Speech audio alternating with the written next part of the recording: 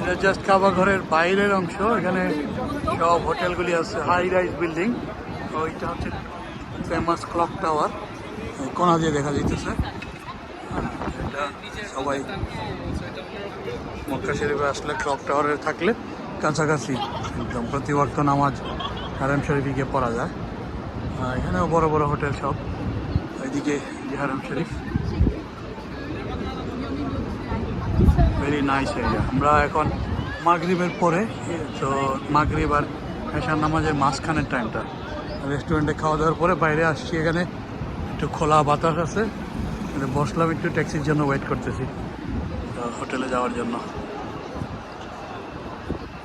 To get good views and videos like this, please like and subscribe my channel. Thank you. Shukran wa ma salama.